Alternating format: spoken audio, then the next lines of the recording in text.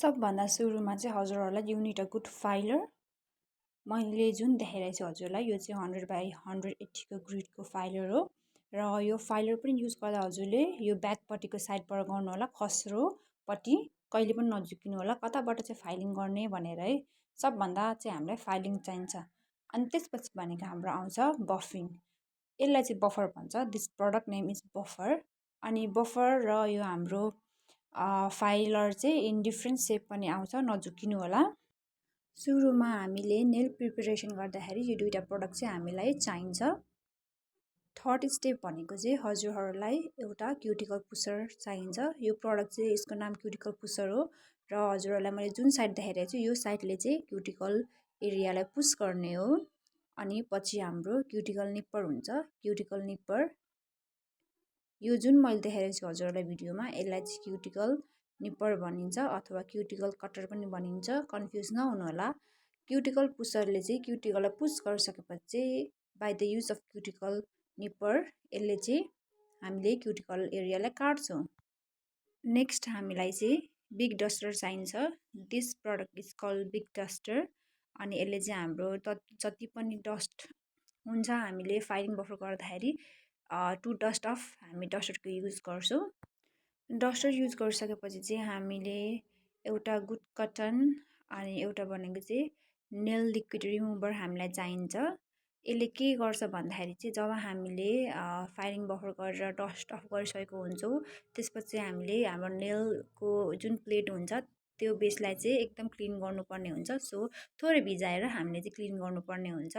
जति पनि मैले भिडियोमा हजुरहरूलाई भनिरहेको छु स्टेप बाई स्टेप, यो चाहिँ हाम्रो नेल एक्सटेन्सन गर्दाखेरि नै युज हुने स्टेपहरू हो। र आजको भिडियोमा चाहिँ म हजुरहरूलाई प्रडक्टको नलेज साथसाथै यसको युज पनि भन्दै गइरहेको छु। त्यसपछि भनेको हजुरहरूले प्राइमर लगाउनु पर्ने हुन्छ आफ्नो नेलमा, जुन चाहिँ हामी नेल प्रिपरेसन गरिसकेको हुन्छौँ। प्राइमर लगाइसकेपछि चाहिँ हजुरहरूले आफ्नो नेल टिपको नम्बर साइज कति हो, कति फिट हुन्छ भनेर चाहिँ सबै चेक गर्नुहोला। अनि त्यही अनुसारको एरेन्ज गरेर चाहिँ राख्नु होला। अनि यसलाई टाँस्नलाई चाहिँ हामीलाई ग्लु चाहिन्छ। ग्लु पनि इम्पोर्टेन्ट हो, एउटा ग्लु चाहिन्छ, फेभिकल ग्लु ओर नेल ग्लु पनि हुन्छ। आफ्टर द्याट हाम्रो एगेन फाइलिङ र बफरको युज हुन्छ। हामीले चाहिँ जुन हाम्रो फेक नेल लगाएको हुन्छौँ त्यसको बिचमा चाहिँ फाइलिङ गर्नुपर्ने हुन्छ। फाइलिङ र बफर गर्नुपर्ने हुन्छ किन भन्दाखेरि चाहिँ नेचुरल नेलसँग सेम देखिनलाई चाहिँ है, जुन हामीले एट्याच गरेको हुन्छ फेक नेल त्योसँग चाहिँ नेचुरल देखियोस् भनेर चाहिँ हामीले फाइलिङ बफर गर्नुपर्ने हुन्छ। After that we need to apply primer once again, base coat. अनि यसलाई चाहिँ हामीले युभी ल्याम्पमा फर 60 सेकेन्ड्स सुकाउनु पर्ने हुन्छ। अनि त्यसपछि आयो बिल्डर जेल। बिल्डर जेल लगाइसकेपछि हामीले एगेन 60 सेकेन्ड चाहिँ बिल्डर जेललाई चाहिँ सुकाउनु पर्ने हुन्छ। आफ्टर द्याट एगेन हामीले चाहिँ फाइलिङ बफर गर्नुपर्छ।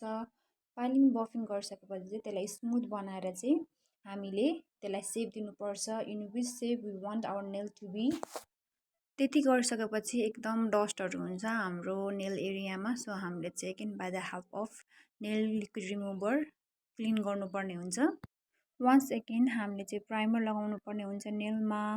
प्राइमर लगाइसकेपछि बेस कोट, अनि बेस कोट लगाइसकेपछि हाम्रो जेल नेल कलर, आफ्नो फेभरेट कलर लिनु होला। लिइसकेपछि चाहिँ हजुरले पोलिस गर्नुहोला सबै नेलमा।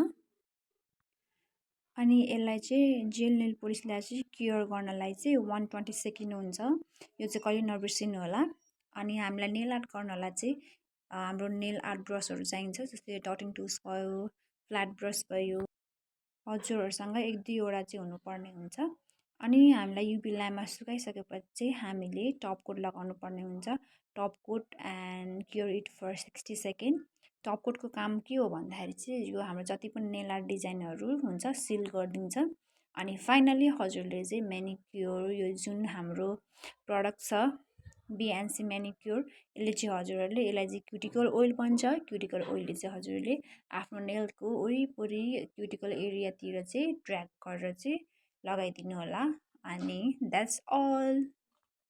आई होप हजुरहरूलाई आजको भिडियो राम्रो लाग्यो होला र धेरै कुराहरू नलेज पाउनु भयो होला भन्ने होप गर्दै आजको लागि चाहिँ यति नै।